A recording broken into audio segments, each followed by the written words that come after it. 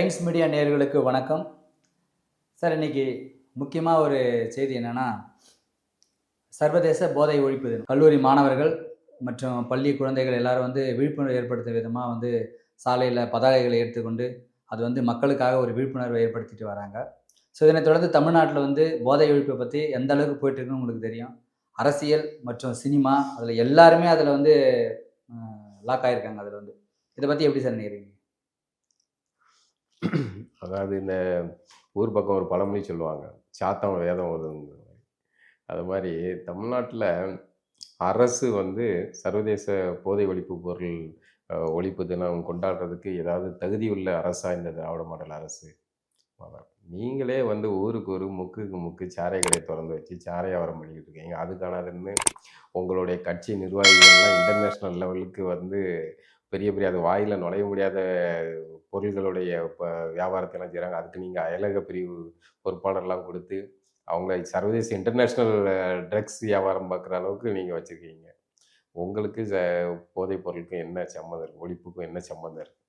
இதை பண்ணுறதுக்கு எந்த தகுதியுமே இல்லாத ஒரு ஆட்சி இந்த ஆட்சி. இப்போ இதில் சும்மா மக்கள் பண்ணுறதுங்கிறது வேற, அரசு அவர் அதில் வேற இவர் இரும்புக்கை மாயாவி அவர்கள் வேற ஒரு தந்தையாக கெஞ்சுகிறேன், போதை இதுக்கு போயிடாதீங்க அப்படின்னு. அதாவது அதில் கவனிங்க, நீங்கள் ரொம்ப நுணுக்கமான வார்த்தைகள். திராவிட அரசியல் அவங்க ஆட்கள், அந்த கருத்துருவாக்கு ஆட்கள்லாம் வார்த்தைகளை பிரமாதமாக விளையாடுவாங்க. இவங்க வர்றதுக்கு முன்னாடி வரைக்கும் இந்த டாஸ்மாக்கு, சாராயம் இதெல்லாமே போதைப்பொருள் சார்ந்ததாக இருக்குது. இப்போ அதை இதில் கொண்டு வரக்கூடாது. இது மொத்தமாக அது மது ஒழிப்பு தனி, இது போதைப் பொருள் ஒழிப்பு தனி. அப்படி தனியாக அந்த வார்த்தைகளில் இதை கொண்டு கன்ஃபியூஸ் ஆகிடக்கூடாது. ஆமாம், நீங்கள் மது ஒழிப்பு நாள் அப்படின்னு எதுவும் பேர் நடத்த மாட்டாங்க. 19 போதை பொருள் அப்படின்னு அப்படிலாம் இதில் வராது அது அந்த மாதிரி. ஏன்னா இவங்க டாஸ்மாகில் ஊற்றி கொடுக்கறது ஜூஸு, லெமன் ஜூஸு, நன்னாரி சர்பத்து அப்படியானது இல்லை. அப்போ இந்த குழந்தைகளை யாரை நோக்கி இந்த விழிப்புணர்வு ஏற்படுத்தணும்? இந்த குழந்தைகளை அரசை நோக்கி தான் விழிப்புணர்வு ஏற்படுத்தணும். நியாயப்படி ஸ்டாலின் வீட்டில் முன்னாடி போய், உதயநிதி வீட்டுக்கு முன்னாடி போய், திமுக அமைச்சர்கள் வீட்டு முன்னாடி போய் நின்று, ஐயா தயவு செய்து இந்த டாஸ்மாக் அதை மூடுங்க, அது மாதிரி உங்களுடைய நெட்வொர்க்குகளை எல்லாம் மூடுங்க, நீங்கள் இப்போ பல பின்னணிகள்லாம் வருது, ஏற்கனவே அவ்வளோ புகழ்பெற்ற கைதுகள்லாம் நடந்திருக்கு, 2000 கோடி போதைப் பொருள் அந்த மாதிரியான இதெல்லாம் இருக்குது, அதனால் நீங்கள் முதல்ல திருந்துங்க ஐயா அப்படின்னு பள்ளி மாணவர்கள் பேரணி நடத்தணும், விழிப்புணர்வு உண்டு பண்ணணும்னா அது இவர்களை நோக்கி தான் உண்டு பண்ணணும். ஏன்னா ஊற்றி கொடுக்குறது நீங்கள். ஒரு அம்மா கூட, ஒரு பாட்டி ஏதோ ஒரு இந்த மாதிரியான ஒரு விழிப்புணர்வு காணொலியில் தான் ஒரு அம்மா சத்தம் போட்டு, சும்மா நீங்கள் முக்குக்கு முக்கு டாஸ்மாக கடையை திறந்து வச்சுட்டு குடிக்காதன்னா எவன் குடிக்காம இருப்பா அப்படின்னு அந்த அம்மா எளிமையாக சொல்லிட்டு போகிறாங்க. இதுதான் அது மக்களுக்கு எல்லாருக்குமே தெரியும், ஊற்றி கொடுக்குறவன் யாரு அப்படிங்கிறது மக்களுக்கு தெரியும். நாங்கள் கள்ளக்குறிச்சி தானே, எத்தனை பேராக இருந்தாங்க, 100 நெருங்கக்கூடிய. அப்போ அவ்வளோ பேர் சாகிறதுக்கு காரணம் யாரு? அந்த பின்னணியில் யார் இருந்தாங்க? உங்கள் கட்சிக்காரங்க தான் இருந்தாங்க. அவங்க வெளியும் வந்துட்டான், ஜாமீனில் வெளியே வந்துட்டான். இப்படி இந்த போதையும் மது, இது சாரை வியாபாரம், இது எல்லாத்தோடையும் தொடர்பு இருக்கிற திமுக இது சம்மந்தமாக பேசுறதுக்கு எந்தவித தகுதியும் அருகதையும் இல்லாத ஒரு கட்சி, ஆட்சியும் கூட. இதில் இப்போ அதிமுகவுடைய ஐடிவி நிர்வாகி பிரதீப் அதில் இன்வால்வ் ஆகியிருக்காரு. ஆமாம், உனக்கு ஒரு பங்கு எனக்கு ஒரு பங்குன்ற மாதிரி. அதாவது கட்சியில் ஒரு திருடன் இன்னொரு திருடனை பார்த்துட்டே திருடன்ட்டு ஓடிட்டு போனான்ங்கிற மாதிரி 2 தரப்பாட்களும் இந்த மாதிரியான சிக்கலில் சிக்கியிருக்காங்க. இப்போ ஸ்ரீகாந்தை கைது பண்ணியிருக்காங்க. இதை கவனித்து பார்த்தீங்கன்னா, மேலோட்டமாக பார்த்தீங்கன்னா ஸ்ரீகாந்த் ஏதோ அவர் மட்டும் ஏதோ போதைப் பொருள் பயன்படுத்திட்டாரு அதனால மாட்டின மாதிரி அப்படி ஒரு தோட்டத்தை உருவாக்குறாங்களே. ஆனால் இதுக்கு பின்னாடி ஸ்ரீகாந்த் ஏதோ ஒரு வகையில் இதில் சிக்க வைக்கப்பட்டிருக்காரு, சிக்கியிருக்காரு. ஏதோ ஒரு வகையில் அவராக வாண்டடாக போய் விழுந்திருக்கலாம். ஏன்னா இந்த திரைத்துறையும் இந்த மாதிரியான நவீன போதை உண்டு பண்ணக்கூடிய பொருட்களும் பவுடர்களும் திரைத்துறையில் ஆமாம் ரெண்டும் கலந்தது தான். அதில் பிரபல நடிகருடைய மருமகன் பெயர் ரொம்ப பரவலாக இந்த மாதிரியான பார்ட்டி விஷயங்கள்ல அவர் தான் வெப்பன் சப்ளையர் அப்படிங்கிற அளவுக்கு பலரும் கிசுகிசுவாகவும் இதாகவும் பேசக்கூடிய நிலை இருக்கு.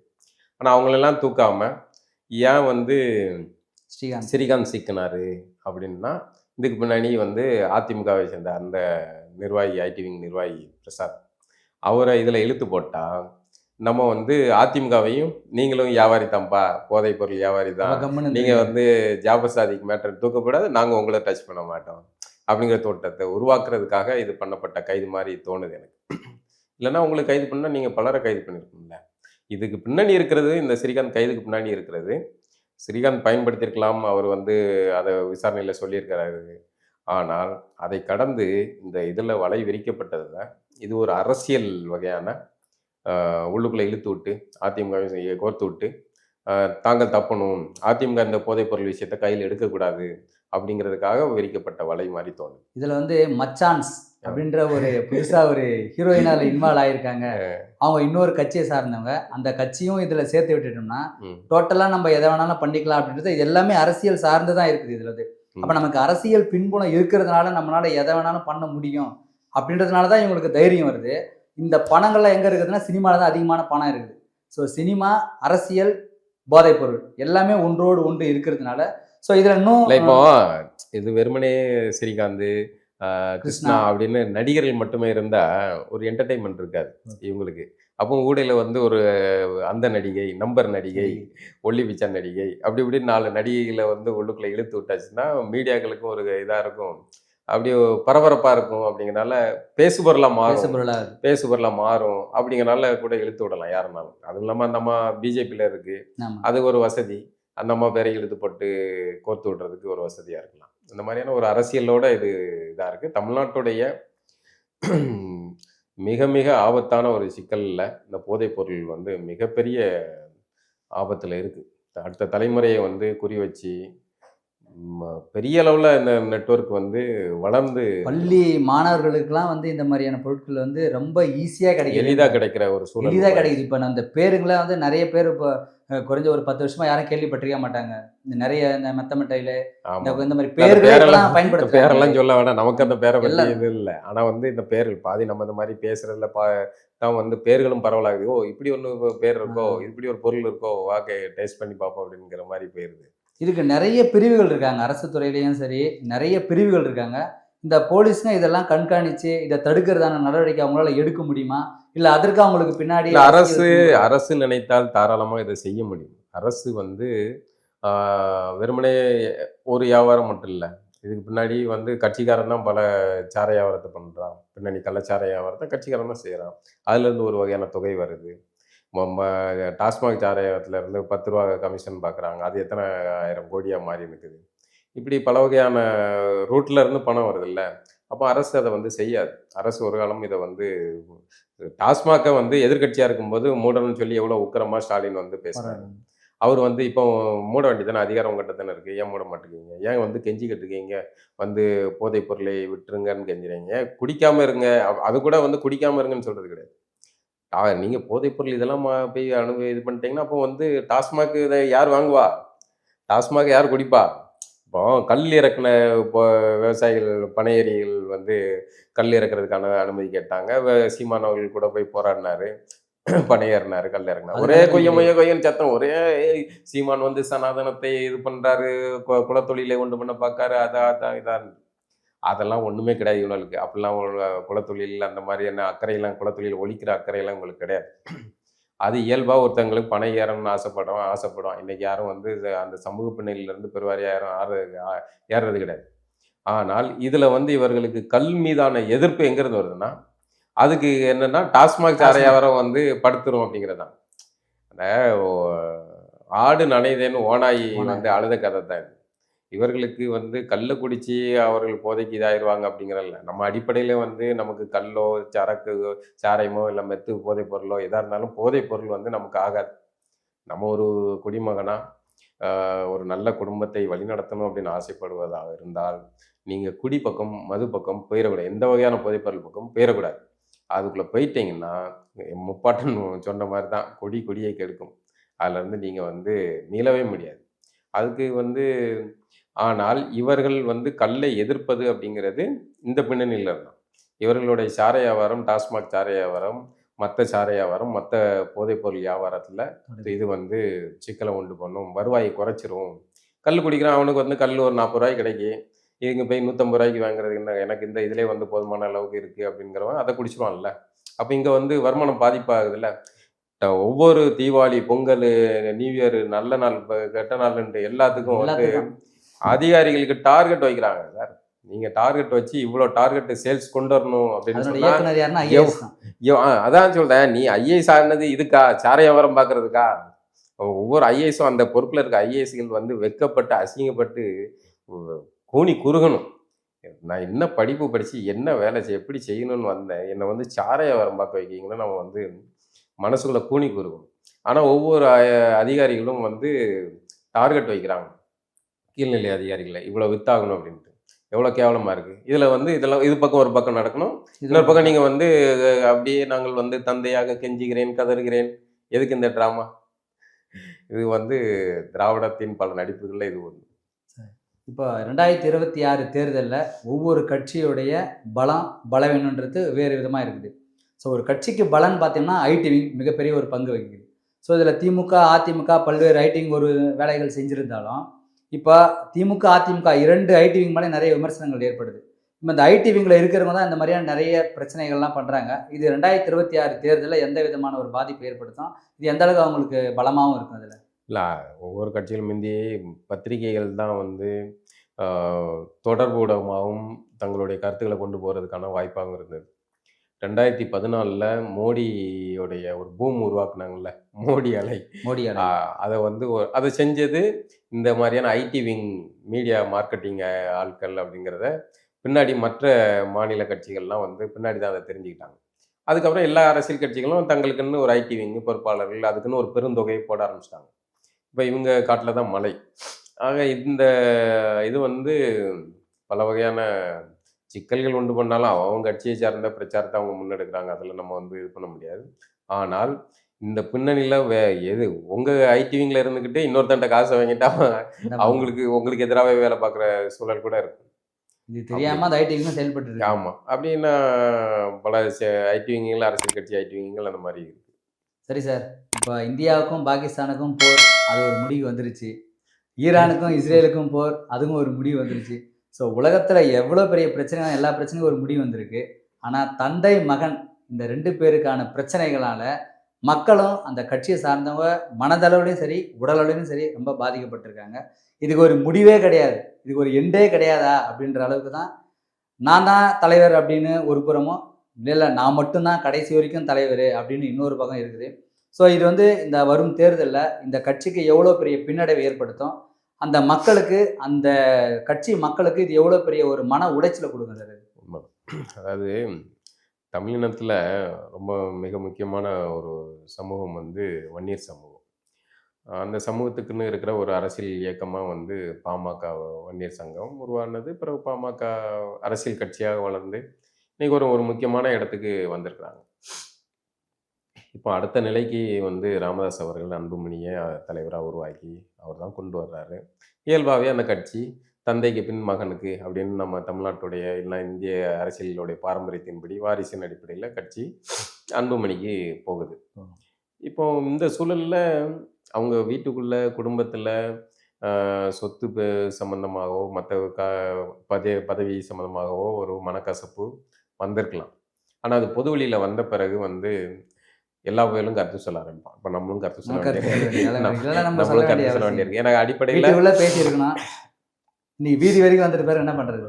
அடிப்படையில் இது வந்து ஒரு தந்தை மகனுடைய ஒரு குடும்ப இதை வச்சு நம்ம பொதுவெளியில் கருத்து பேசி அதை வந்து இது உருவாக்குறது வந்து அவசியமற்றது. ஆனால் வந்து அது ஒரு முறை ஏதோ ஒரு நிகழ்ச்சியில் நடந்துச்சு அப்படின்னா வேற, ஆனால் தொடர்ந்து நடக்குது. தந்தை பேசுகிறாரு, அன்புமணி அவர்கள் வந்து அந்த மேடை சபை நாகரிகத்தை வந்து கருதி கொண்டு தந்தை மேலே கோவம் இருக்கலாம், ஆனால் அதை மீறி நம்ம பொதுவெளியில் உட்காந்துருக்கோம் அப்படிங்கும்போது ஒரு பொறுப்பு நம்மளை பல கண்கள் கவனிச்சிக்கிட்டு இருக்கு.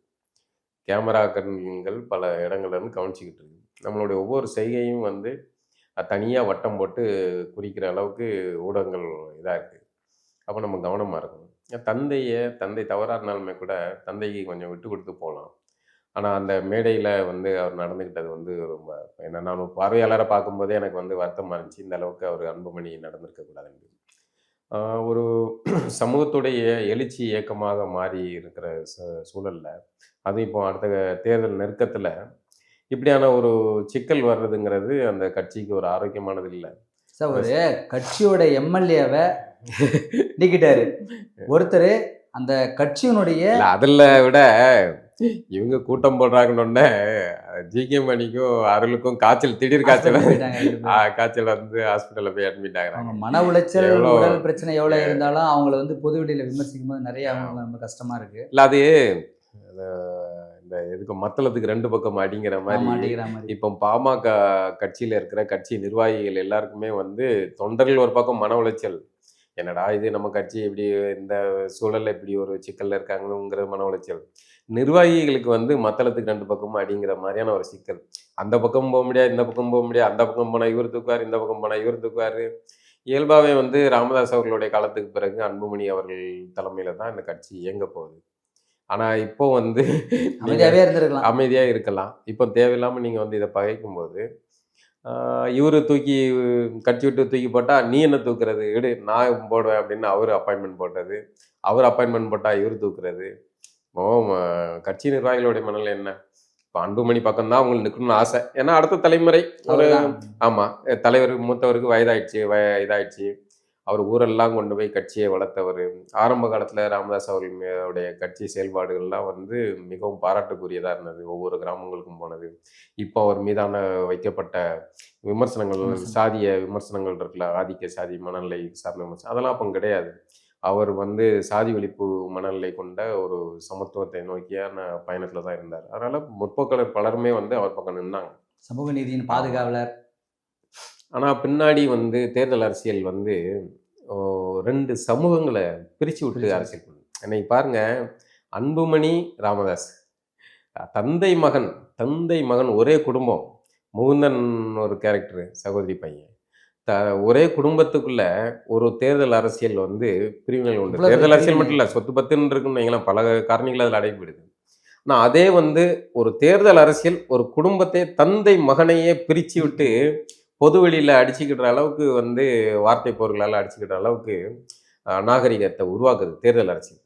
அப்போ வந்து அரசியல் இயக்கங்கள், ஒருத்தர் பறையருக்குன்னு அரசியல் இயக்கம் நடத்துகிறாரு, இன்னொருத்தர் வன்னியருக்குன்னு அரசியல் நடத்துகிறார். இவங்க 2 பேரையும் எப்படி ஒன்று சேர்க்குவது? தந்தை மகனே ஒன்று சேர்க்க முடியாத ஒரு சூழல். இப்போ எப்படி வந்து 2 அரசியல் கட்சிகளையும் ஒன்று சேர்க்கும்? அப்போவும் வந்து இதுதான் இந்த தேர்தல் அரசியல் வந்து 2 இனக்குழுக்களை வந்து பிரித்து விட்டு மோத விடுற யுக்தி தான் அங்கே அந்த பெரிய அளவில் நடக்குது. இங்கே இப்போ உங்கள் குடும்பத்தில் நடக்குது. இப்போ நீங்கள் இந்த இது வந்து வர்க்க நிலையில் 2 சமூகங்களும் ஒரே நிலையில் வாழும் நிலையில் இருக்கிறாங்க. ஆனால் அவர்களுக்குள்ள மேலே கீழேன்னு உருவாக்கி அவர்கள் அங்கே மோத விட்டுன்ட்டு இது பண்ணுற அரசியல் நடக்குது. அது அதுக்கு முன்னாடி திராவிட அரசியல் தான். 2 தமிழின குழுக்களை மோத விட்டு குளிர் காய்கிறது தான் வந்து திராவிட அரசியல். நீங்கள் 2 பேரும், அதுவும் 2ம் பெரும்பான்மை சமூகங்கள், தமிழினத்தின் பெரும்பான்மை சமூகங்கள். இந்த 2 பெரும்பான்மை சமூகங்களை மோத விட்டா இந்த ஊர் 2 பட்டா கூத்தாடி கொண்டாட்டம். அந்த நிலையில திராவிட அரசியல் பண்ணுது. இது நமக்கு புரியாம இங்க இருக்கிறவங்க இவங்களுக்குள்ளே அடிச்சுக்கிட்டாங்க. இன்னைக்கு வந்து அது ஒரு கட்சிக்குள்ளே தந்தைக்கும் மகனுக்குமான மோதலா மாறினுக்கு. உண்மையிலே அடிப்படையில் இது வந்து ஒரு வருத்தத்துக்குரியதாக இருக்கும். சீக்கிரமே இந்த பிரச்சனை இவர்களுக்குள்ள சுமூகமாக முடியணும் அப்படிங்கிறது தான் நம்மளுடைய தனிப்பட்ட வேண்டுகோளும் கருத்து. சார், இப்போ நான் பேசி முடிச்ச மாதிரி தந்தை மகன் பிரச்சனைன்ற மாதிரி வீட்டு வீடு பிரச்சனை தான் இப்போ அண்ணன் தம்பி பிரச்சனை. உங்களுக்கு தெரியும், முன்னாடி கலைஞர் காலகட்டத்திலேருந்தே இந்த பிரச்சனை நீடிச்சுட்டு தான் இருக்குது. ஸோ இப்போ சன் குழுமத்தில் நடக்கிற மிகப்பெரிய ஒரு பிரச்சனை, அதுக்கு மிகப்பெரிய அரசியல் இருக்குது. அதுக்கு ஒரு எல்லாமே உங்களுக்கு என்னன்னு சொல்லிட்டு தெரியும். இந்த அண்ணன் தம்பி பிரச்சனை, அந்த உறவுகளுக்குள்ளே நடக்கிற இந்த சன் டிவி குழுமத்தோட பிரச்சனை எப்படி சார் பார்க்குறீங்க? இல்லை, நிச்சயமாக. அதாவது முந்தைய விஷயத்தில் வந்து நமக்கு வருத்தம் இருந்தது. அதாவது தந்தை மகனுக்குள்ளே இப்படி ஒரு இது வந்துட்ட அப்படிங்கிற ஒரு வருத்தம். ஆனால் இவங்களுடைய மோதல் இருக்குல்ல, இதில் வந்து அவங்க கட்சிக்காரன் முதற்கொண்டு எல்லா வேலையும் சந்தோஷப்படும்.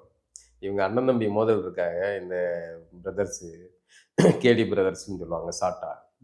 கேடினா நீங்கள் வேற ஏதாவது தப்பாக நினச்சி, கலாநிதி, தயாநிதி, அதை தான் கேடி பிரதர்ஸ்ன்னு சொல்லுவாங்க. நீங்கள் வேற கேடினா வழக்கமாக வந்து ஊடகங்களில் எழுதுகிற மாதிரி கேடி கிரிமினல் அந்த இது நினச்சிக்கிறேன். அப்படியான ஒரு இந்த பிரதர்ஸோடைய மோதலில் பார்த்து, ஏன்னா இவங்க ஊரில் எவன் இந்த பெரிய நிறுவனங்கள் இருந்தாலும் சரி, அந்த நிறுவனங்களில் உள்ள புகுந்து ஏதாவது கரைச்சலை கொடுத்து அவங்கள பிரித்து விட்றதே இவங்களுடைய இது. அதை வந்து பூதாகரமாக செய்தி போடுவாங்க. இப்போ அன்புமணி ராமதாஸ் அந்த இதில் சன் டிவியில் வந்து ஒரே கார்டு போடுறதும் பிரேக்கிங் நியூஸ் போடுறதும் என்ன அளப்புற.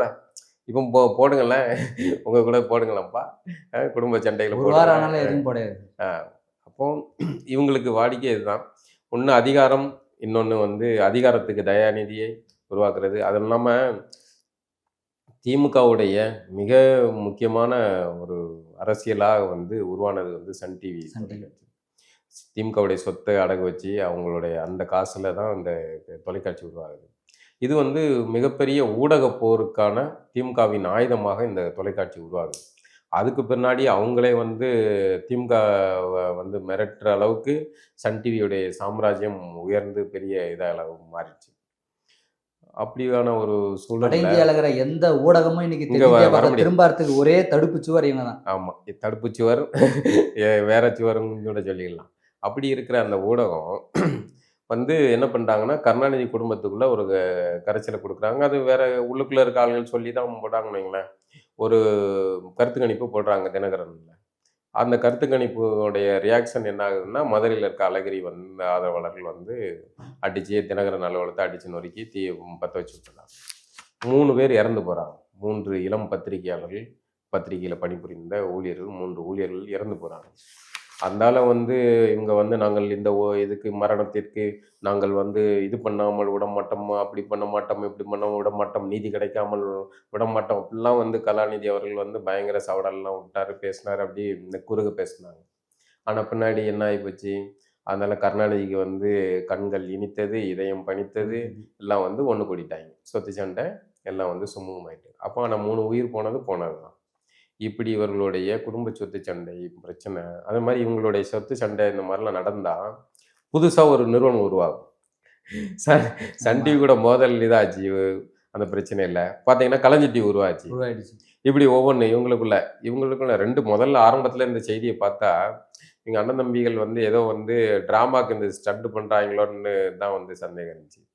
ஏன்னா அதிகாரத்தை வச்சு அவர் மத்திய அரசு அமைச்சராக இருக்கும்போது அந்த அதிகாரத்தை வச்சு இங்கே அவ்வளோ காரியங்களை சாட்சிக்கிட்டாங்க. சன் டிவிக்கான நெட்வொர்க் இப்போ எடுத்தது. எனக்கே எதுவும் கொடுக்க மாட்டேங்கிற. ஆமாம்.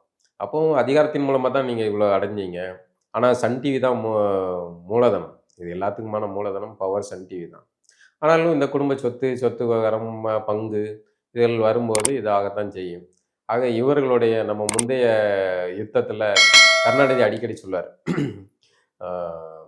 ஈழத்து பிரச்சனையில் அந்த போர் இதில் தமிழர்கள் பாதிக்கப்படும் போது அதை பற்றி பேசலன்னா அவர் வந்து சகோதர யுத்தம்பார்.